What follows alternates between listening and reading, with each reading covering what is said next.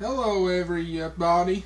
Um, I love slasher films. That was kind of my first love as a horror fan as a young kid. Um, I even like a lot of them that people consider to be pretty terrible. Like one of my favorites is Don't Go in the Woods, which most people hate it, but I think it's just fantastic. So I've seen a lot of pretty poorly done ones. I've seen the good and the bad, and I have to say that Hollywood's new blood is one of the worst ones that I have ever seen. I mean, you know, there are films that are called bad, but it's a good time. And then you have the kind of a bad one, like what Hollywood's New Blood is, where you just kind of look at the timer counting down, and you have an existential crisis where you just ask your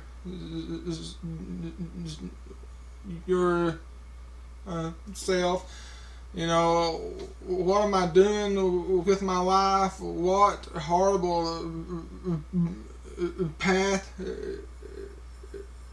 am I on that has brought me down so low?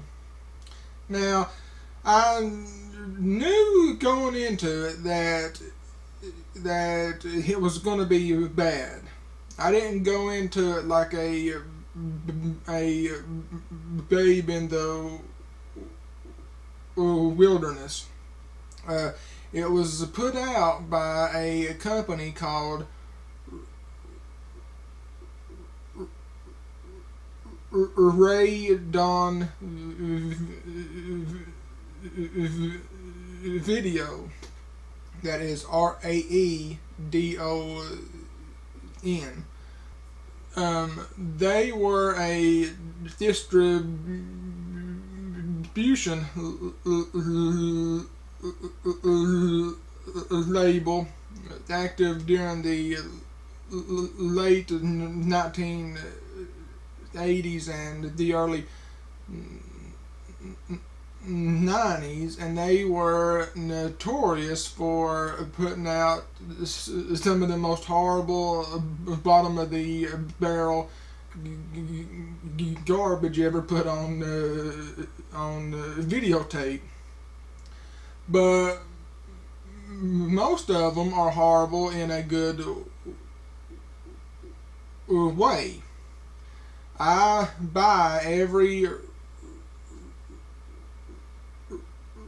radon tape that I can find, because most of them are a good time, and a lot of it's never been put out onto DVD.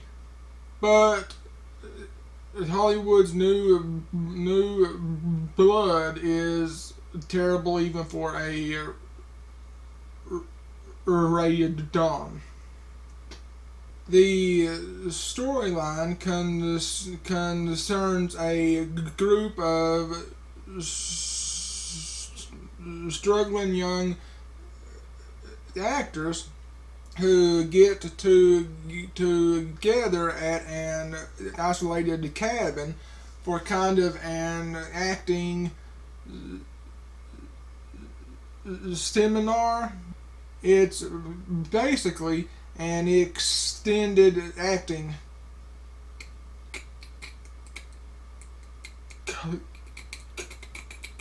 class, which is kind of ironic considering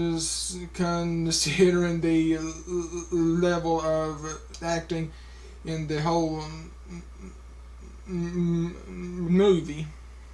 So they get up there and they find out that the cabin, it's actually built on the side of a terrible accident. A movie crew came up there, and during a stunt sequence, they were so addled on alcohol and drugs that they wired up the wrong house to explode. Yeah, and they killed a family of local hillbillies. You know, that'll happen sometimes, I guess. And so these actors are up there, and they manage to uncover the bones, and the hillbillies come back looking for revenge. Now, that kind of brings me to one of the big problems that I had. I'm not exactly even sure what the bad guys are. They look like hobos that's got black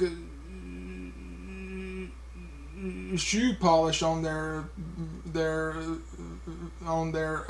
faces, but I don't know if they are supposed to be ghosts, which doesn't make any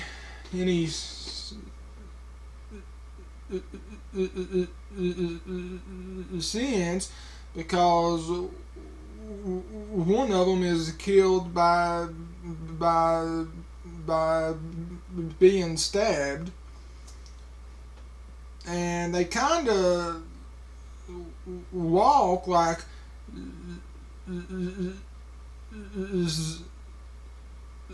zombies, but they can talk and stuff, and so that doesn't make any kind of sense. And I don't know if they're supposed to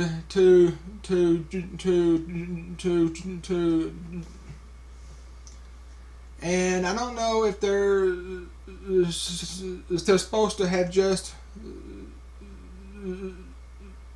survived the accident, but that doesn't make any sense, because it's like they know things. They know more than they should. And so I don't know what they are, and honestly, I don't think the people who made it knew either. But the important thing is you've got your good guys, and you've got your bad guys, and you've got your victims there to act as the body count, and that's a bare bones setup, but that is enough. They could have done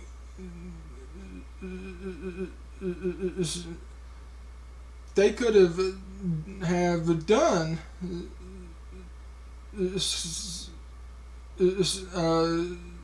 something okay, but they made a big mistake. They forgot to put any dang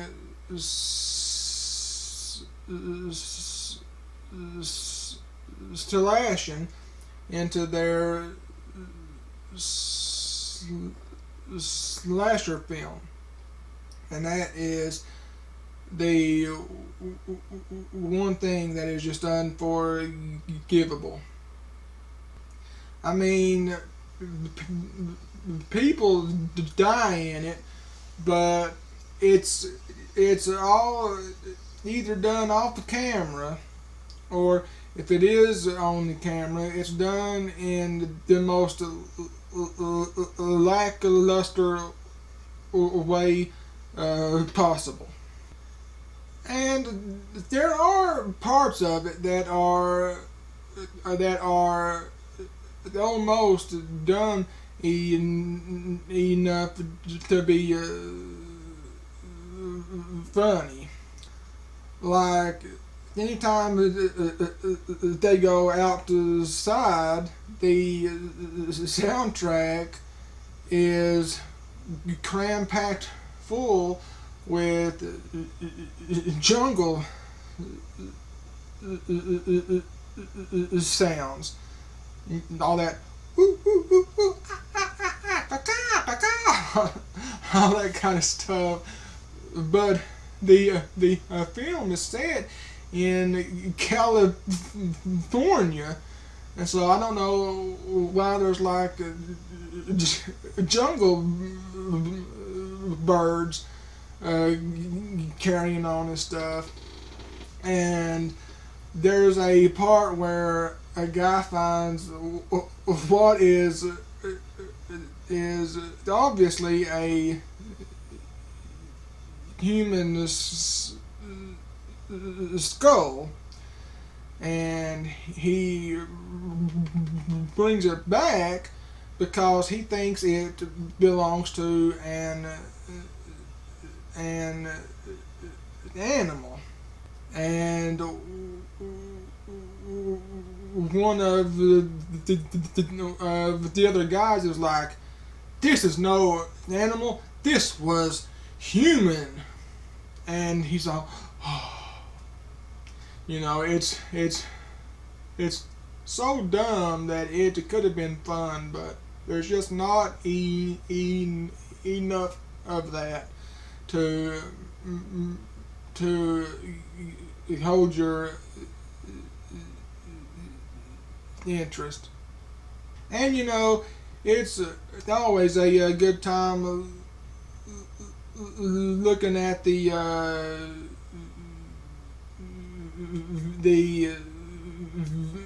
vintage fashions, the spandex and the acid wash jeans, and the guys in short shorts and tube socks. But again, it's just not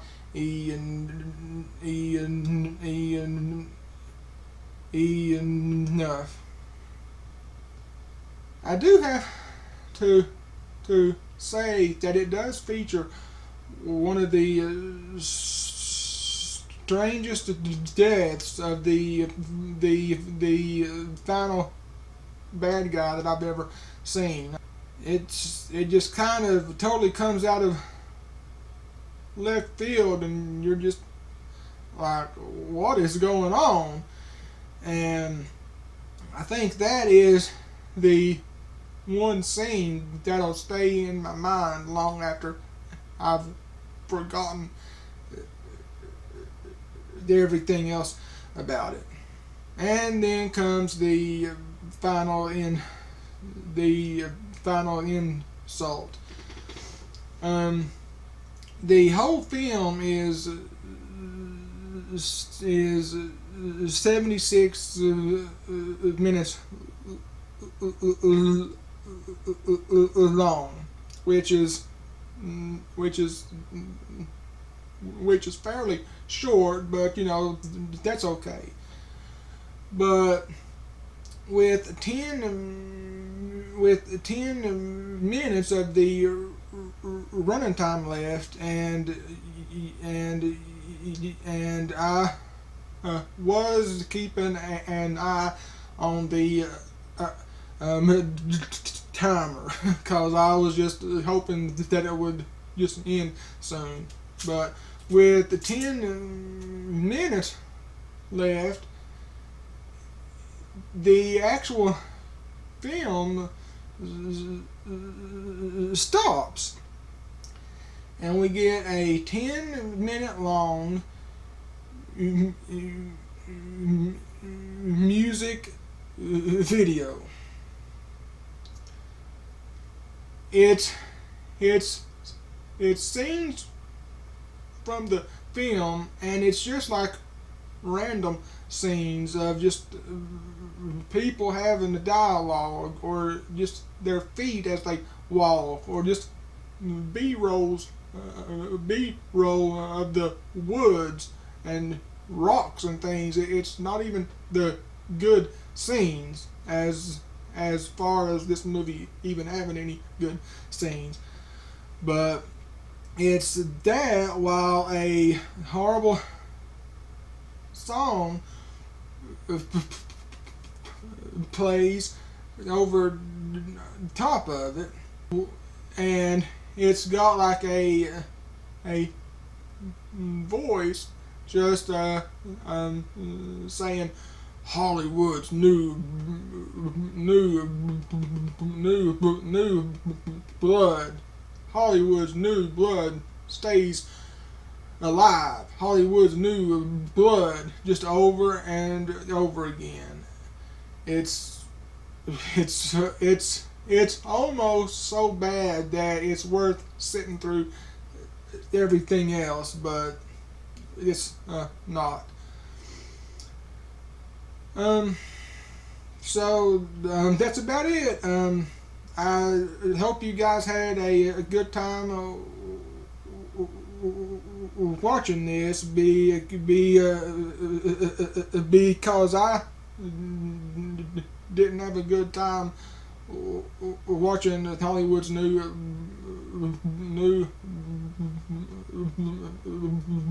blood. So thank you, and bye bye.